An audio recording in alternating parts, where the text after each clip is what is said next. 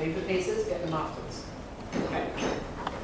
So, what you guys just felt or saw was that this position might look like it's really deep into the end game or in sort of middle game, but this was hard. Who here found it hard to keep their king safe when they were black? Good. Who here found it was really easy to win pieces when you were black? Okay, good. Who here felt that they were suffering when they were black? Who here felt they were suffering when they were white? Okay, that gives us a pretty well-rounded concept. Anyone who thought they were having a hard time with black, you were. Anyone who thought they were having a hard time with white, you also were. Okay? Just for different reasons. Now, as it turns out in this position, there are lots of ideas.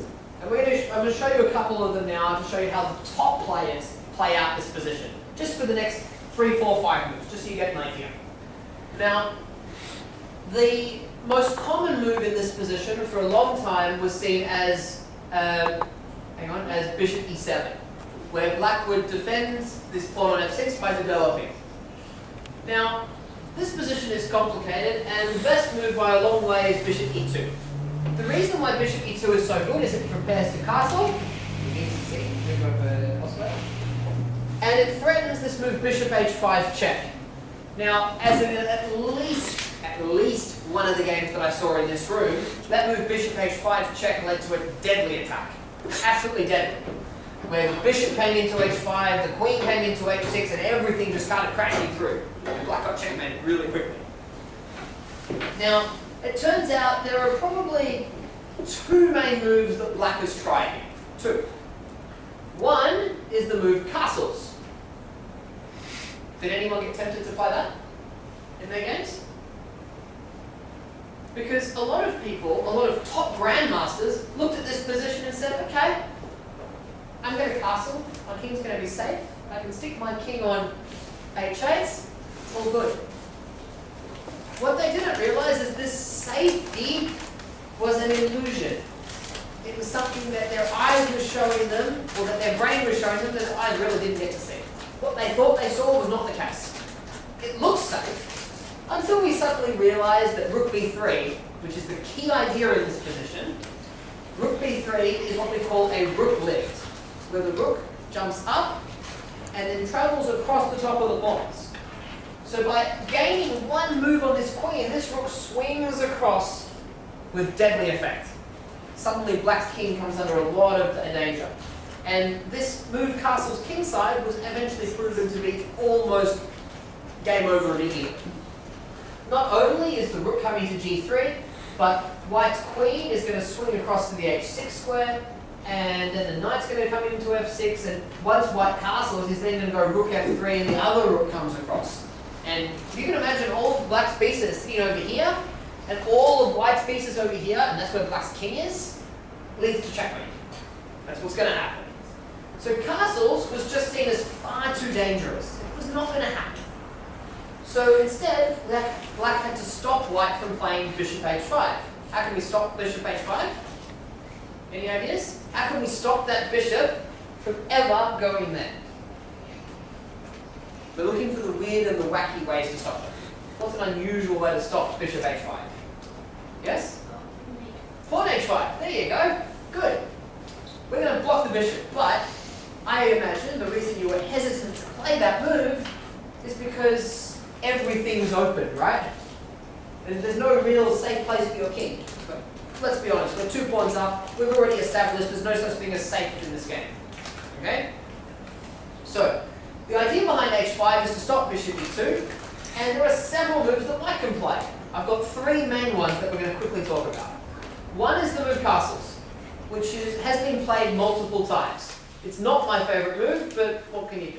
It's a move. Castles, threatening knight takes f6. The best move is f5, attacking the knight. Now, if that knight moves backwards, do you think white will still be attacking black? No. Not really. It just loses a lot of its attacking force when that knight runs away. So instead, white just ignores it and just attacks the queen. And then when the queen moves out the way, he then plays this really sneaky move, c4. and suddenly a new idea has occurred in the position.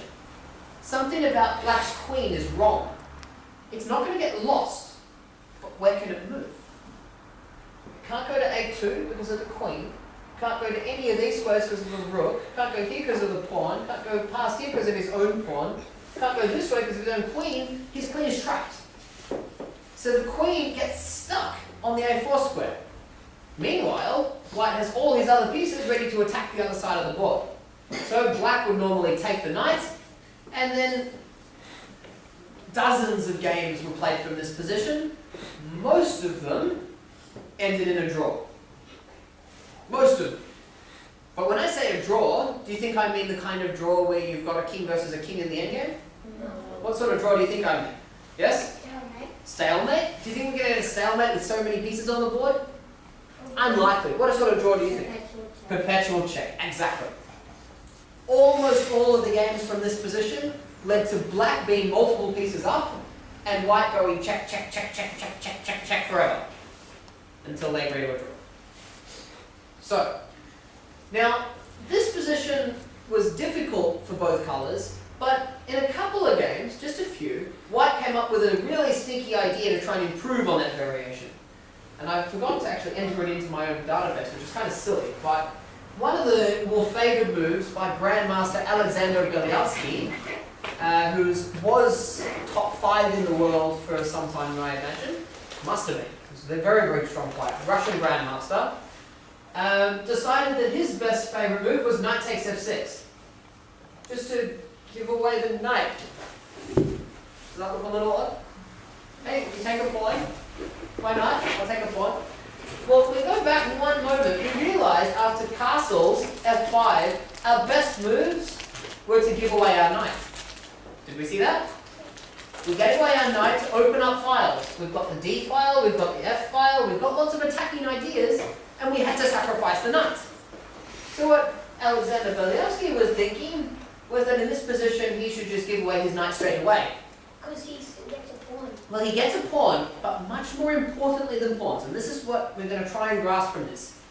Material, pawns, not relevant. What is relevant is the types of attacks you can create, the types of threats you can create. In the other position, black ended up with a pawn on e4.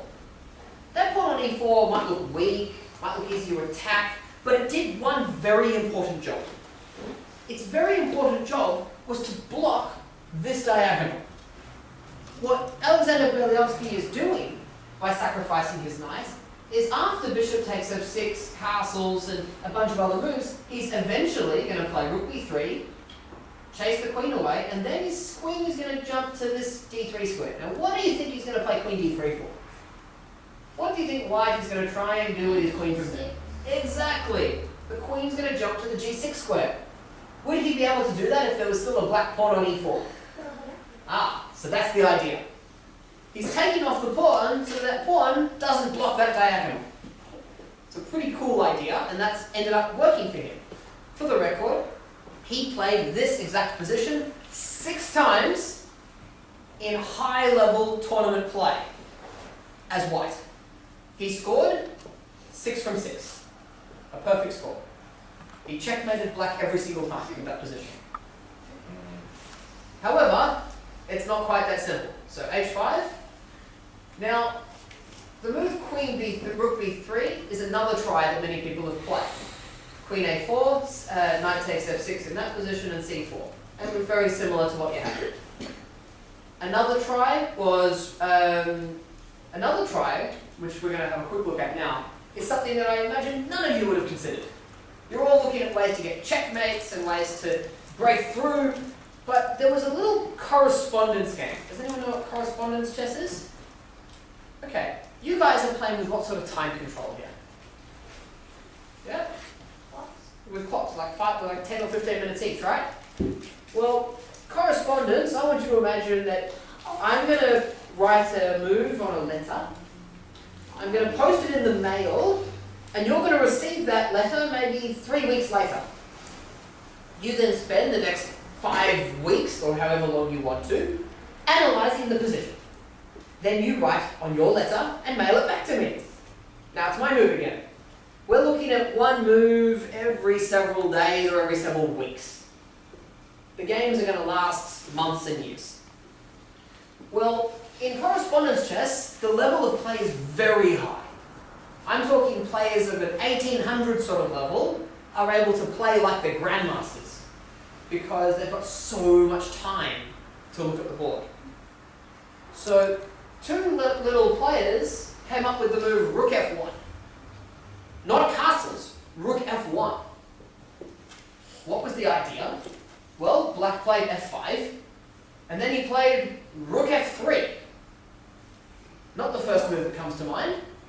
Attacking the queen takes the pawn, and then Rook F, B3. How strange. We're attacking over here, and he suddenly moved his rooks this way. And then we suddenly, well, we don't really know why or how, but Black lost very quickly. What happened was he took the knight, and after Queen C3, White just had so many threats. The threats are huge. We're basically going Queen takes C6, check, forking the king and rook.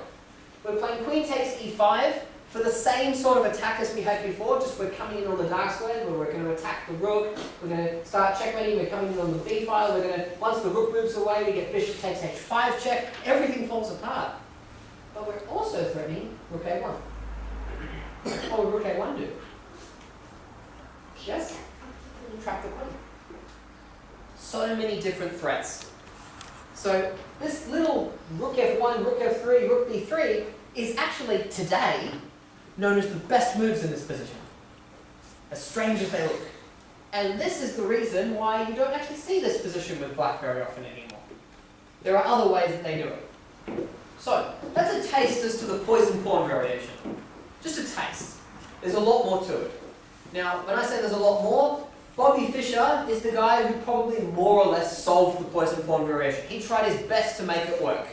He spent the better part of 15 years trying to make the poison pawn variation the best thing ever. And he still kind of failed, but maybe succeeded. We don't know. It's still played from time to time, but it's obviously not simple. Now we're going to get to the next type of position. The next kind of position does not involve that first move, bishop g5. If we go all the way back to this position here, so far everything we've looked at is bishop g5. Everything.